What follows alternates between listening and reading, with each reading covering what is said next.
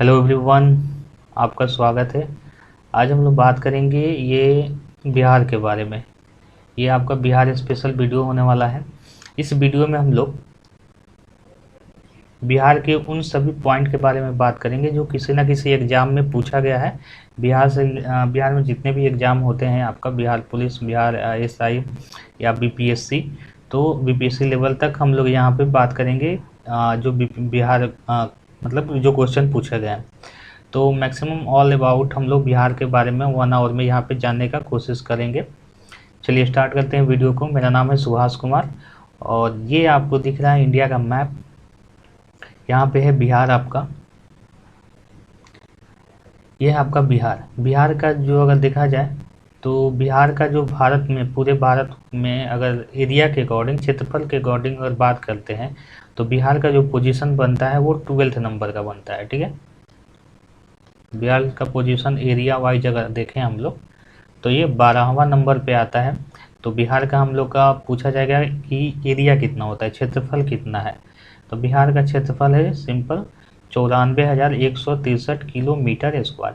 ये आजकल डाटा भी आपका पूछा जा रहा है, तो डाटा आपको याद रखना है।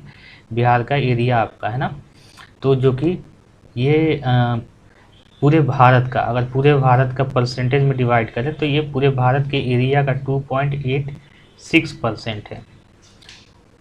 पूरे भारत का ये आपका 2.86% जो है आपका ये इसका एरिया है। अगर जनसंख्या के हिसाब से अगर इसका बात करते हैं, जनसंख्या का हिसाब से अगर बात करते हैं कि बिहार का जनसंख्या कितना है और ये जनसंख्या के अकॉर्डिंग भारत में पोजीशन कौन सा प्राप्त करता है, तो ये 3rd पोजीशन है जनसंख्या के अकॉर्डिंग। बिहार में आपका इसका मतलब कि इसका जनसंख्या की अगर बात करें तो ये भी क्वेश्चन पूछा गया है कि इसका जनसंख्या कितना है बिहार का, तो ये आप वो याद रखना है। ऐसे तो 2011 के अनुसार आपको 10,38,00,000 समथिंग था, लेकिन अभी आपका इसको याद रखना है 10,41,00,000 जो हो जाएगा इसका जनसंख्या हो जाएगा बिहार का। 10.41 करोड़ जो हो जाएगा जनसंख्या, जो कि परसेंटेज में अगर पूरे भारत का जनसंख्या का परसेंटेज देखें तो अप्रॉक्स हो जाएगा आपका 8.6%। तो 8.6% जो हो जाएगा आपका बिहार का जनसंख्या हो जाएगा। परसेंटेज में देखें तो 8.6 हो जाएगा बिहार का जनसंख्या। अब बिहार का जो डेंसिटी है आपका, घनत्व है कि बिहार प्रति किलोमीटर में कितना आदमी रहते हैं बिहार में, तो प्रति किलोमीटर में बिहार का जो डेंसिटी है काफ़ी हाई है। तो ये हो जाएगा 1106 किलो पर किलोमीटर स्क्वायर। तो पर किलोमीटर स्क्वायर में ये 1 किलोमीटर स्क्वायर में इतने लोग रहते हैं। 1106 आपका लोग रहते हैं, जो कि ये हो जाएगा बिहार की डेंसिटी। अगर यहाँ पे डेंसिटी की बात करें तो हम लोग ये भी बात कर लेते हैं कि बिहार में किस जिले का डेंसिटी सबसे ज़्यादा है और किसका सबसे कम है। तो ये आपका हो जाएगा शिवहर। शिवहर जो कि बिहार का जिला है, इसका जो डेंसिटी मतलब जनसंख्या घनत्व जो है वो सबसे ज़्यादा है बिहार में, 1880 किलोमीटर स्क्वायर पर किलोमीटर स्क्वायर, मतलब प्रति किलोमीटर स्क्वायर में 1880 लोग हैं यहाँ पे। तो शिवहर का जनसंख्या घनत्व तो सबसे ज़्यादा है बिहार में, जो कि शिवहर का अगर पोजीशन आप देखना चाहिएगा। जब ही बात करेंगे हम लोग सबके बारे में कि कौन सा जिला कहाँ पर है आपका, है ना। और यहाँ पे एक है कैमूर। कैमूर का जनसंख्या घनत्व जो है सबसे कम है, 440 पर किलोमीटर स्क्वायर है, यानी 1 किलोमीटर में 440 लोग रहते हैं शिवहर में। तो शिवहर का जनसंख्या घनत्व आपका बिहार के सभी जिलों में, 38 जिला है बिहार में, जिलों की संख्या कितने हैं, 38 है। तो 38 जिलों में सबसे कम अगर जनसंख्या घनत्व जो है आपका वो शिवहर का कैमूर का है, और शिवहर का क्या हो जाएगा, सबसे अधिक जनसंख्या घनत्व हो जाएगा। अब यहाँ पे बात करते हैं बिहार के पोजीशन का, कि बिहार का पोजीशन कहाँ पर है। तो ये आपका भारत के उत्तर पूर्व क्षेत्र में आता है ये आपका। तो यहाँ पे है बिहार। अब देखेंगे बिहार जो है वो अभी फिलहाल कितने देश और कितने राज्यों से अपना बाउंड्री शेयर करता है। तो एक तो देश यहाँ पे आपको पता होगा कि ये नेपाल होता है, यहाँ आपका क्या है, नेपाल है। ये आपका राज्य है जो है यूपी है। ये आपका क्या है, झारखंड है। ये आपका वेस्ट बंगाल, पश्चिम बंगाल है। यहाँ तक आपका ये पश्चिम बंगाल है, ये आपका पूरा, तो ये पश्चिम बंगाल हो गया। तो बिहार जो है तीन राज्यों से अपना बाउंड्री शेयर करता है, साझा करता है, जो कि है यूपी, झारखंड और वेस्ट बंगाल। तो ये तीन राज्यों से अपना बाउंड्री शेयर करता है। जबकि इंटरनेशनल बाउंड्री जो है एक ही देश से लगता है इसका, वो है नेपाल। तो नेपाल से क्या करता है आपका अंतर्राष्ट्रीय सीमा साझा करता है, अंतर्राष्ट्रीय सीमा साझा करता है आपका किससे, तो ओनली नेपाल के साथ आपका। तो ये हो जाएगा बिहार के जनसंख्या और बिहार के बाउंड्री के बारे में, एरिया के बारे में, घनत्व के बारे में। अब चलिए हम लोग बात करते हैं बिहार के स्थापना के बारे में, ठीक ना, कि बिहार का स्थापना, ये सारा जो पॉइंट हम यहाँ पे लिख रहे हैं ये सारा कहीं ना कहीं एग्जाम में आपका पूछा गया है, ठीक ना। तो किसी भी पॉइंट को आप स्किप नहीं कर सकते हैं, छोड़ नहीं सकते हैं, ठीक ना। सारे पॉइंट को आपको नोट करना है और उसको एक दो बार रिपीट करना है। तो सबसे पहले अगर बात करते हैं तो बिहार का जो विभाजन होता है वो बंगाल के साथ होता है 22 मार्च 1912। 22 मार्च 1912 में बिहार को अलग होता है बंगाल से। तो बिहार अलग होता है बंगाल से, इसलिए 22 मार्च को हम लोग मनाते हैं बिहार दिवस।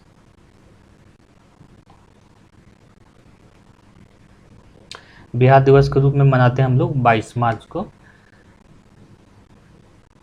क्योंकि बंगाल से, पश्चिम बंगाल से ये अलग हुआ था आपका किससे, पश्चिम बंगाल से 22 मार्च 1912 को। 22 मार्च 1912 को ये क्या होता है, पश्चिम बंगाल से अलग होता है। फिर बिहार जो था आपका, ये पूरा पार्ट है, ये पश्चिम बंगाल से अलग होने के बाद ये था, ये उड़ीसा, अभी का फिलहाल का उड़ीसा है, तो ये भी पहले बिहार में था, और उड़ीसा से ये अलग होता है बिहार आपका, ये वाला पार्ट जो है पहले अलग होता है उड़ीसा से 1936 में। तो उड़ीसा से अलग हो जाता है बिहार आपका 1936 में, तो ये ध्यान रखना है, उड़ीसा से कब अलग होता है, 1936 में। फिर आपका एक बार और विभाजन होता है बिहार का, और यहाँ पे जो है ये झारखंड से अलग होता है। तो अंतिम विभाजन बिहार का जो हुआ वो झारखंड से हुआ, ठीक ना। तो ये बिहार जो है झारखंड से कब अलग होता है, झारखंड से अलग होता है आपको 15 नवंबर 2000 को। अभी क्वेश्चन हमको देखने को ये मिला कि झारखंड जब अलग होता है बिहार से 15 नवंबर 2000 को, तो उस समय बिहार का राज्यपाल कौन थे, उस समय बिहार का राज्यपाल कौन थे। तो बिहार का राज्यपाल उस समय थे आपके, ये आपका कुछ याद ध्यान रखना है, बीसी पांडे। तो बीसी जो पांडे थे वो बिहार के उस समय पे जब 15 नवंबर 2000 को बिहार अलग हुआ झारखंड से, या झारखंड अलग हुआ बिहार से, उस समय बिहार के जो राज्यपाल थे वो थे आपके बीसी पांडे। तो बीसी पांडे उस समय के आपके राज्यपाल थे। कुछ और चीज़ों के बारे में तो बात करते हैं यहाँ पे। तो ये सारा पॉइंट बना के आपको बिहार के बारे में लिखना है। आपको सिंपल अगर इसके बारे में लिखना है तो बिहार का मैप आप ड्रॉ कर लीजिए, या बिहार का मैप मिलता है उसको ले लीजिए, उसके अराउंड सारी चीज़ों को लिख दीजिए, ठीक ना। जितने भी चीज़ें बिहार के बारे में उसके बारे में लिख दीजिए और एक दो बार रिपीट कीजिए, देखिए तो आपको ऑटोमेटिक याद हो जाएगा, ठीक ना। या क्वेश्चन सॉल्व कीजिएगा तो ये सारा क्वेश्चन मिलेगा तो आपको और जल्दी से याद हो जाएगा।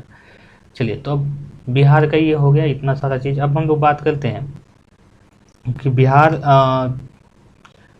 का सबसे पहले अगर देखा जाए तो बिहार का सीएम गवर्नर का बात कर लेते हैं हम लोग।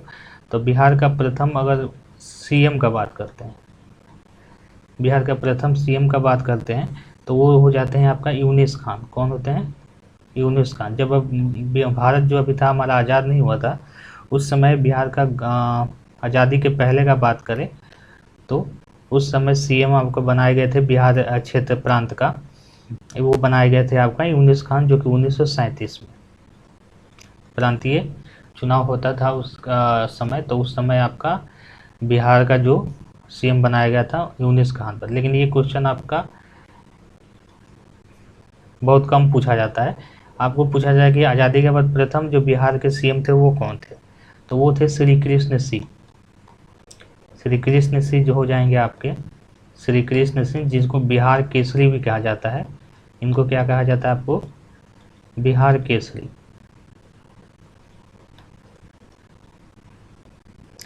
इनको बिहार केसरी कहा जाता है। तो ये पहले सीएम थे, आपको आज़ादी के बाद पहले सीएम अगर बिहार का देखा जाए तो वो हो जाएगा श्री कृष्ण सिंह, बिहार के सीएम हो जाएंगे। और यूनिस खान जो हो जाएंगे प्रथम आपके सीएम हो जाएंगे बिहार के, ओवरऑल देखा जाए तो। अब बात करते हैं हम लोग गवर्नर का। तो बिहार का जो गवर्नर थे, प्रथम गवर्नर आज़ादी के पहले, वे थे James David Siston. James David Siston. और आज़ादी के बाद ये पहले वाले हो जाएंगे, आज़ादी के पहले, और ये हो जाएगा आपका आज़ादी के बाद जयराम दौलत राम।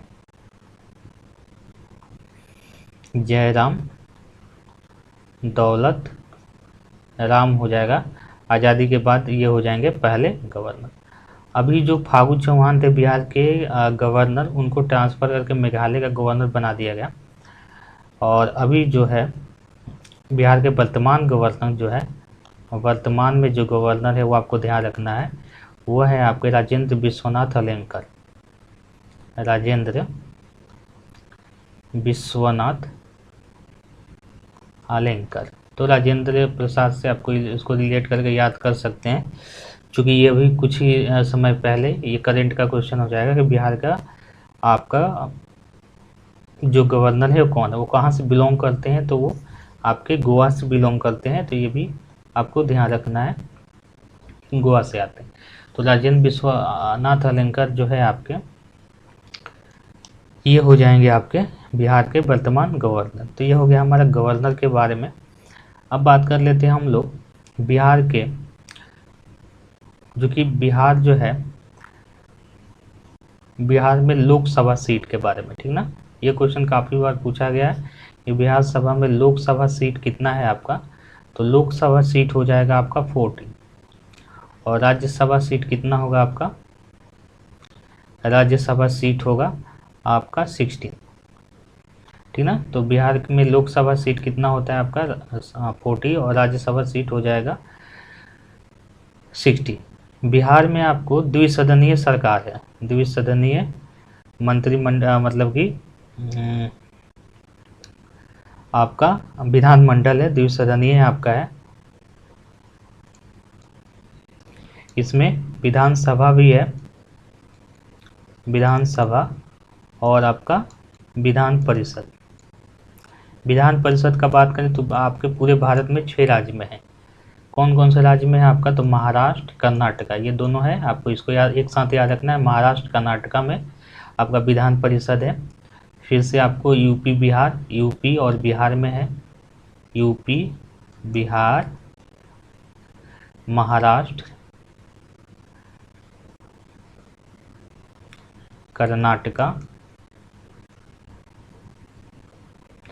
फिर से आपका तेलंगाना और आंध्र प्रदेश, ये तेलंगाना हो जाएगा यहाँ पे, इधर तेलंगाना और इधर आंध्र प्रदेश। तो तेलंगाना और आंध्र प्रदेश और यूपी बिहार महाराष्ट्र कर्नाटका, तो ये 6 राज्यों में विधान परिषद है आपका। विधान परिषद और विधानसभा में आपको अंतर पता होगा, ठीक ना। तो ये हो जाएगा आपका विधानसभा। तो विधानसभा के बिहार में सीट जो है 243 है। बिहार में विधानसभा की सीट कितनी है आपकी? 243 है। विधानसभा के प्रथम अध्यक्ष का बात करें तो वो थे बिंदेश्वरी प्रसाद। विधानसभा के प्रथम अध्यक्ष का बात करेंगे आप तो ये होंगे बिंदेश्वरी प्रसाद। बिंदेश्वरी प्रसाद जो हो जाएंगे आपके बिहार विधानसभा के प्रथम अध्यक्ष हो जाएंगे, ठीक ना। और राज्यसभा का अगर पहला बैठक का बात करें कि राज्यसभा का इसको बोलेंगे विधानसभा। विधानसभा का प्रथम बैठक जो होता है बिहार में वो होता है 20 जनवरी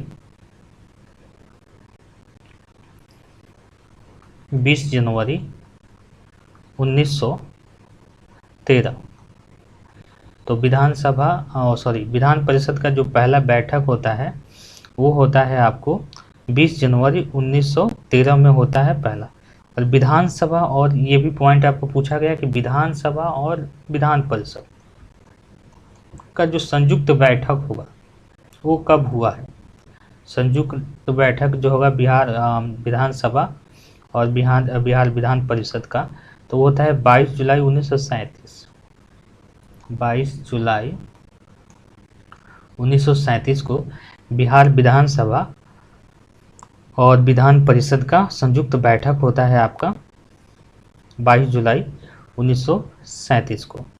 ठीक है, अब चलिए कुछ बात करते हैं बिहार का जो है लिंगानुपात। जो चीज़ें हमको माइंड में आ रहा है, ऐसा नहीं सीरियल वाइज ये चीज़ें हम नहीं बता रहे हैं, लेकिन जो चीज़ें हमको ध्यान में उसको आपको लाइन बाय लाइन बता दे रहे हैं। ठीक ना, सारी चीज़ें इंपॉर्टेंट है, तो आप इसको जैसे मन उसे नोट कर सकते हैं।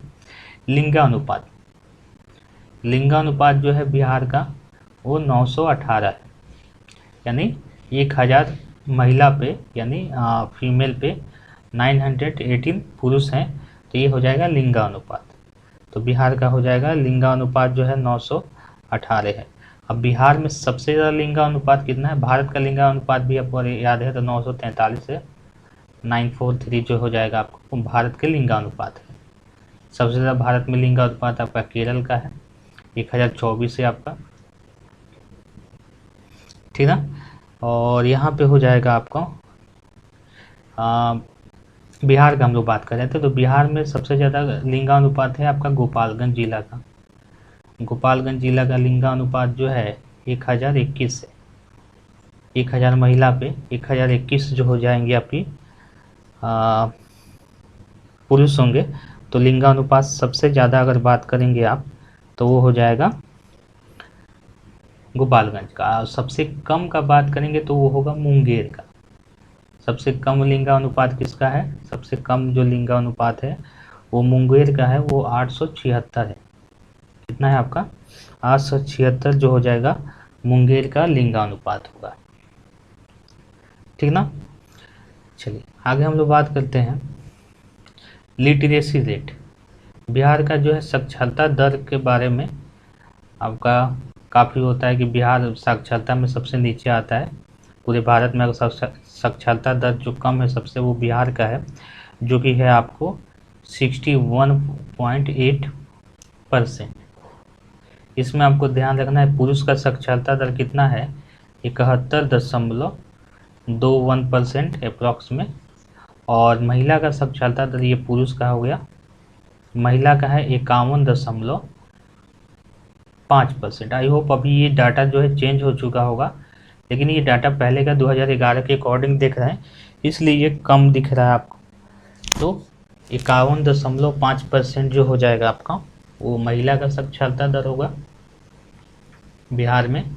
अब बिहार का ओवरऑल साक्षरता दर का बात करेंगे आप तो हो जाएगा 61.8%। ठीक है, तो ये आपका साक्षरता दर के बारे में हो गया। चलिए आगे बात करते हैं हम लोग सबसे अधिक जनसंख्या घनत्व, तो हम लोग बात कर लिए थे, कैमूर का था आपका। अब बात करते हैं हम लोग यहाँ के कुछ नृत्य के बारे में बात करते हैं, बिहार के नृत्य के बारे में। यहाँ पे कुछ प्रमुख नृत्य है, वो जो है कजरी आपका, पाइका जो कि झारखंड और बिहार दोनों में आता है आपका, झुमरी, तो झुमरी हो जाएगा आपका, बिरहा हो जाएगा, जट जटिन हो जाएगा, फिर से आपका हो जाएगा विदेशिया, फिर से आपका हो जाएगा झिझिया और पावरिया।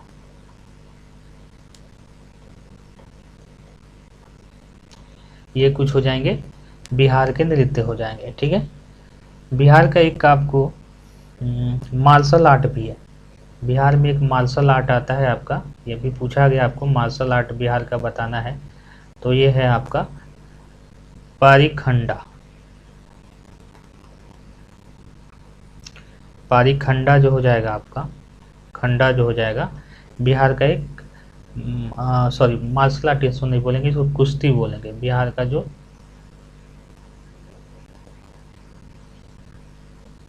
ये कुश्ती है, ठीक है ना, तो बिहार में एक कुश्ती का जो नाम है वो क्या है आपको पारीखंडा है, कुश्ती। अब चलिए बिहार के नदी के बारे में बात करते हैं। तो बिहार के नदी के बारे में अगर बात करते हैं तो यहाँ पे बिहार के बीचों बीच एक नदी गुजरती है जो कि है गंगा नदी। ये आपकी गंगा नदी है जो इधर आपके कहाँ से आती है, ये आती है उत्तराखंड से ना, उत्तराखंड से, उत्तराखंड से आती है। दो नदी आती है, एक अलकनंदा इधर से आती है, अलकनंदा, और एक इधर से आती है भागीरथी, ठीक ना। हिमाद्री से ये आती है भागीरथी, और यहाँ से बंदरपुर से आपका आती है ये आपको अलकनंदा। दोनों मिलता है यहाँ पे देवप्रयाग में, ठीक ना। ये देवप्रयाग में आके मिल जाता है और यहाँ से ये गंगा कहलाती है, ठीक ना। तो देवप्रयाग से ये गंगा हो जाता है और इसकी लंबाई जो है 25 से 25 किलोमीटर है। सबसे ज़्यादा इसकी लंबाई आपका बिहार से होकर जाता है ये आपका, तो ये बिहार से होकर ये गंगा नदी आपकी जा रही है, ठीक है। पूछा जाए कि बिहार में कहाँ से इंटर करती है, तो यहाँ पे है बक्सर। बक्सर का एक चौसा स्थान है आपका, चौसा नामक स्थान से ये बिहार में इंटर करती है। तो बक्सर से चौसा नामक स्थान से क्या करती है, ये बिहार में इंटर करती है आपके, और ये बिहार के लगभग 12 जिलों से होकर क्रॉस करती है। बिहार से लगभग 12 जिलों से होकर ये क्या करती है आपका, क्रॉस करती है गंगा नदी, ठीक है। कितना जिलों से, तो 12 जिला से होकर ये इधर से क्रॉस करती है। अब बात करते हैं बिहार के मतलब गंगा नदी की सहायक नदी, कि गंगा नदी के सहायक नदी कौन कौन से है यहाँ पे। तो ये आपके हो जाएंगे, यहाँ पे सबसे पहले आपको दिख रहा होगा घाघरा, ठीक ना। घंघर जो हो जाएगा, या घाघरा बोलते हैं इसको, तो ये हो जाएगा गंगा नदी की सबसे पहली सहायक नदी। और इसको आपको ध्यान रखना है, दो तरह की सहायक नदी होती है, एक होती है आपको लेफ्ट ट्रिब्यूटरीज और एक बोलते हैं राइट ट्रिब्यूटरीज, ठीक है। तो लेफ्ट ट्रिब्यूटरीज किसको बोले, मतलब बायां सहायक नदी और दायां सहायक नदी। तो इधर हो जाएगा आपका बायां और इधर होगा आपका दायां। तो दायां सहायक नदी, बायां सहायक नदी कौन कौन है, सबसे पहले हो जाएगा घाघरा, ठीक ना। ये हो जाएगी सबसे पहले जो नदी हो जाएगी आपकी घाघरा हो जाएगी। दूसरी हो जाएगी आपकी गंडक, दूसरी कौन सी हो जाएगी आपकी गंडक। तीसरी हो जाएगी बूढ़ी गंडक, ये आपकी बूढ़ी गंडक है।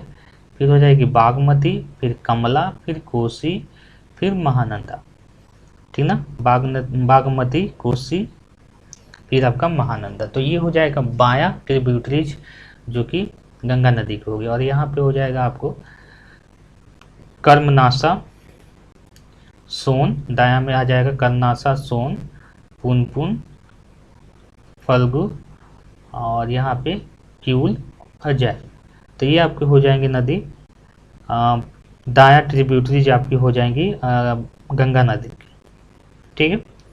अब यहाँ पे कुछ नदी आपको ध्यान रखना है कि नेपाल से आती है। ये क्वेश्चन पूछा गया है कि नेपाल से इसमें से कौन कौन सी नदी आती है। तो एक तो हो जाएगा आपका यहाँ पे कोसी नदी, कोसी नदी हो जाएगा आपको। कमला भी आपका नेपाल से आती है। महापद्मनंद भी आपका नेपाल से आती है। इसमें ऑप्शन देगा कि इसमें कौन सी गंगा की सहायक नदी है जो नेपाल से आती है, ठीक ना।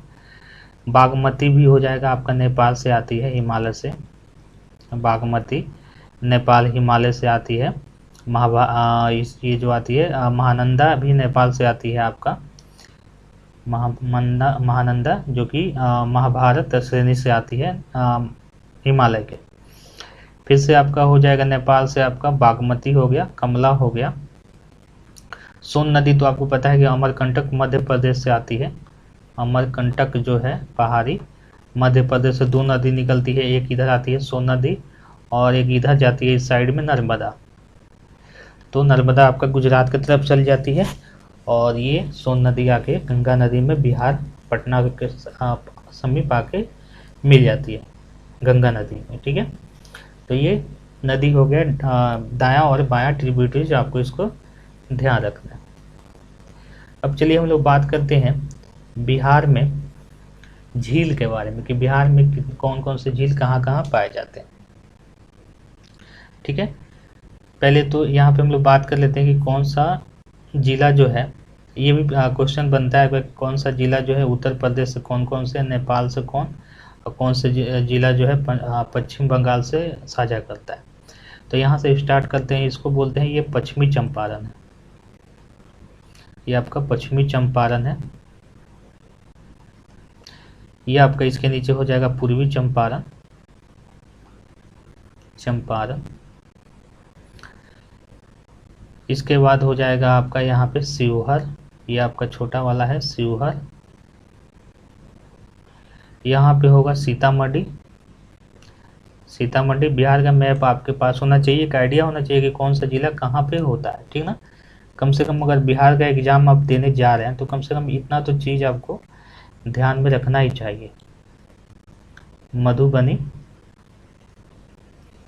ये हो जाएगा आपका सुपौल। ये सभी के सभी ऊपर वाला जो होगा ना नेपाल से बाउंड्री साझा करता है। सुपौल हो जाएगा, अररिया हो जाएगा, ये आपका हो जाएगा किशनगंज, किशनगंज। ये तो पूर्णिया है आपका, पूर्णिया के नीचे आपका आ जाएगा कटिहार, कटिहार। और इसके नीचे आ जाएगा आपका ये वाला, कटिहार के बगल में जो होता है आपका वो होता है भागलपुर, भागलपुर हो जाएगा आपका, भागलपुर ये हो जाएगा बांका जिला। जमुई, मुंगेर हो गया आपका। फिर हो जाएगा मुंगेर के ऊपर हो जाएगा खगड़िया।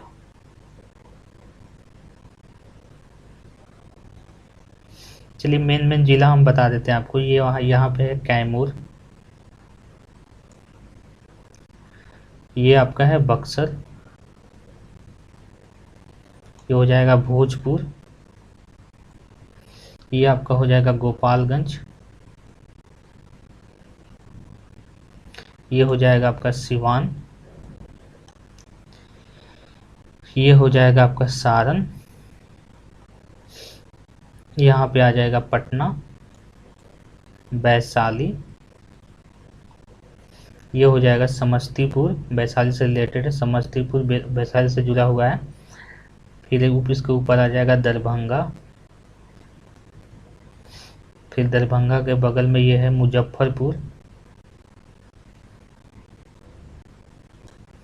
ठीक ना। कैमूर के बगल में आपका हो जाएगा औरंगाबाद,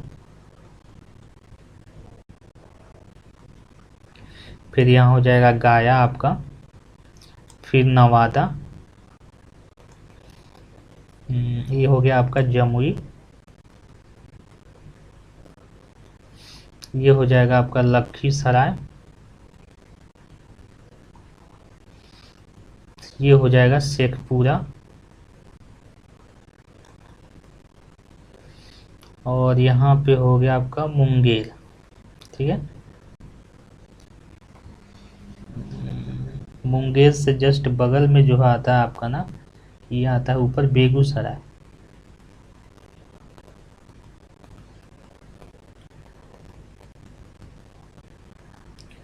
चलिए, तो ये जिला हो जाएंगे आपके बिहार के।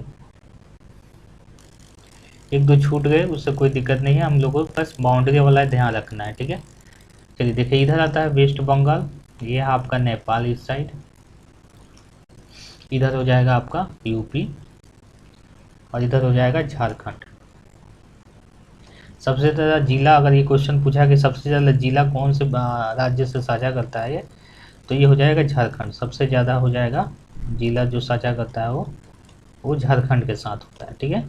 पश्चिम बंगाल से ये आपका 3 होता है, किशनगंज, पूर्णिया और कटिहार। इधर आ जाता है आपका झारखंड से, है ना। तो ये हो जाएगा 3 जो हो जाएगा वो साझा करता है आपका पश्चिम बंगाल से, किशनगंज, पूर्णिया और भागलपुर। और इस साइड वाला हो जाएगा पश्चिमी चंपारण, गोपालगंज, सिवान, सारण, भोजपुर, बक्सर, ये कैमूर, ये सब उत्तर प्रदेश के साथ अपना सीमा साझा करता है। चलिए, हम लोग बात कर रहे थे यहाँ पे झील के बारे में बात करेंगे, और यहाँ पे और भी जो चीज़ें पाई जाती हैं उनके बारे में बात करेंगे। जलप्रपात भी पाया जाता है तो उनके बारे में भी हम बात करें। सबसे पहले बात करते हैं झील का। देखिए सबसे पहला है कांवल ताल झील, काफ़ी इम्पोर्टेंट है ये आपका। कांवल ताल झील जो आता है आपको, ये बिहार के बेगूसराय में आता है। बेगूसराय में आपका हो जाएगा कांवल ताल झील हो जाएगा। फिर हो जाएगा गोगा बिल, गोगा बिल ये आपका आता है कटिहार में। फिर आपका हो जाएगा अनुपम झील, अनुपम झील सब याद नहीं करना है, इम्पोर्टेंट जो है वही हम यहाँ पे बताएंगे। फिर हो जाएगा सिमरी झील,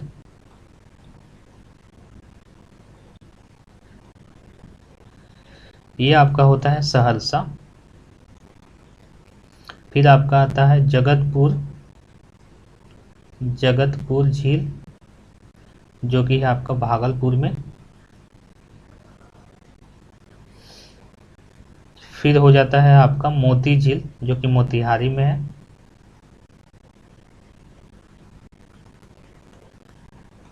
मोतिहारी।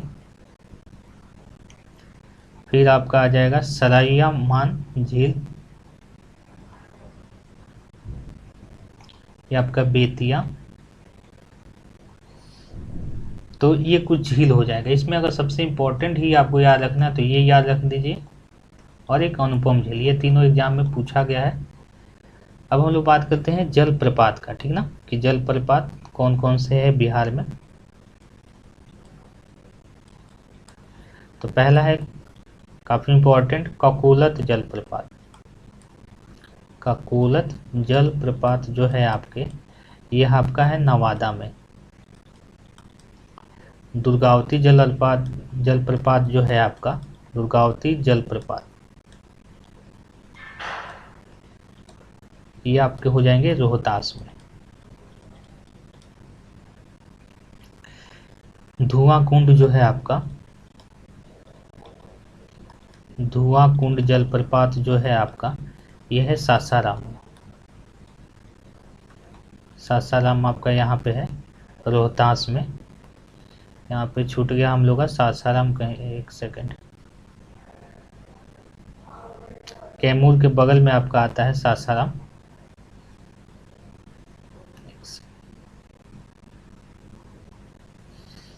ये जो है कैमूर हो जाएगा आपका, ये थोड़ा सा गलत हो गया, यहाँ पे आएगा कैमूर के बगल में ये आता है सासाराम। यहाँ पे रोहतास जिला हो जाएगा, मतलब कि रोहतास से यहाँ जगह है तो सासाराम। और ये सासाराम के जस्ट बगल में हो जाएगा आपका, ये थोड़ा सा मैप गलत हो गया है, यहाँ पे आप कर लीजिएगा, गया के बगल में आपका हो जाता है औरंगाबाद, सॉरी, सासाराम के बगल में हो जाएगा औरंगाबाद, और उसके जस्ट बगल में आपको लेना है ये गया। इसको नीचे का एक सासाराम छूट गया था आपका, ठीक है ना। तो ये इसको मैप में आप एक बार देख लीजिएगा, ठीक है। तो ये आपका हो जाएगा धुआं कुंड सासाराम में हो जाएगा आपका। फिर आपका रिकुंड जलप्रपात 4th नंबर हो जाएगा आपका, रिकुंड जो कि आता है आपका भोजपुर।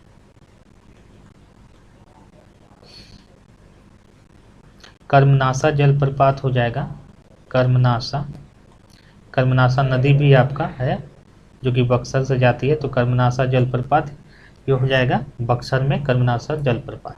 तो ये कुछ जलप्रपात हो जाएंगे हमारे बिहार के।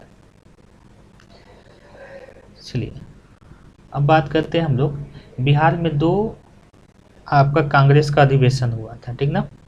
बिहार में आपका 2 कांग्रेस अधिवेशन हुआ था, एक होता है 27वां कांग्रेस अधिवेशन, एक 37वां, एक होता है 1912 में और एक होता है 1922 में, ठीक ना। ये 37वां 27वां था और ये 37वां। पहला जो होता है आपका 37वां जो होता है आपका वो होता है, सॉरी 27वां जो होता है आपका ये होता है बांका पटना में। तो ये होता है आपका बांका पटना में होता है, जिसके आपके अध्यक्ष थे RN मुथोलकर। RN मुथोलकर, ये काफ़ी इम्पोर्टेंट है आपका मुथोलकर। पटना में जो होता है आपका पहला अधिवेशन कांग्रेस अधिवेशन, जो था आपका RN मुथोलकर थे। और 37वां जो होता है आपका गया में होता है, 37वां जो होता है गया में होता है, इसका थे सिया दास। सिया दास थे जो थे इसके अध्यक्ष थे आपके 22वां 37वां 1900 कांग्रेस अधिवेशन 1922 जो कि गया में हुआ था इसका। पश्चिमी चंपारण में एक आपका ऊंचा सबसे बिहार का सबसे ऊंचा चोटी पूछा गया था कि कौन सा है, जो कि पश्चिमी चंपारण में हो, वो है सुमेश्वर चोटी। सुमेश्वर पर्वत या सुमेश्वर चोटी जो है सबसे ऊंचा, बिहार की सबसे ऊंची चोटी है। सबसे ऊंची चोटी जो बिहार की है वो है सुमेश्वर चोटी, जो कि आपका कहाँ होता पाया जाता है आपका, तो पश्चिमी चंपारण में पाया जाता है। ठीक है।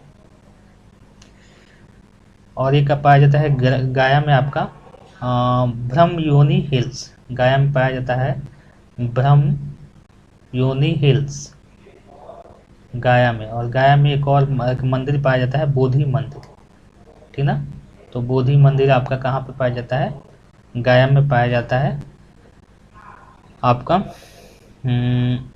बोधि मंदिर और ब्रह्मयोनी आपका हिल्स, ठीक ना। सोना भंडार अगर बात करें सबसे ज़्यादा किस जिला में पाया जाता है, तो जमुई में सोना भंडार। सोना भंडार सबसे ज़्यादा कहाँ पे पाया जाता है बिहार में, तो वो जमुई में पाया जाता है, ठीक ना। भागलपुर को हम लोग बोलते हैं सिल्क सिटी। सिल्क सिटी किसको बोलते हैं, सिल्क सिटी बोला जाता है आपको भागलपुर को। सिल्क सिटी किसको बोलते हैं हम लोग, भागलपुर को सिल्क सिटी बोलते हैं। यहाँ पे एक डॉल्फिन अभ्यारण्य खोला गया है, डॉल्फिन अभ्यारण्य, विक्रमशिला डॉल्फिन अभ्यारण्य नाम है इसका। और विक्रमशिला डॉल्फिन अभ्यारण्य यहाँ पे आपका है। और भागलपुर से जो आपका नमक सत्याग्रह आंदोलन हुआ था उसमें भागलपुर से एक नेता भाग लिए थे, वो थे महादेव लाल। कौन थे आपके, महादेव लाल जो थे वो भागलपुर से एक नमक सत्याग्रह में भाग लेने वाले ये नेता थे, ठीक है। तो ये आपके कुछ पॉइंट हो जाएंगे बिहार से रिलेटेड। नेक्स्ट और भी बहुत सारी चीज़ें बिहार से रिलेटेड।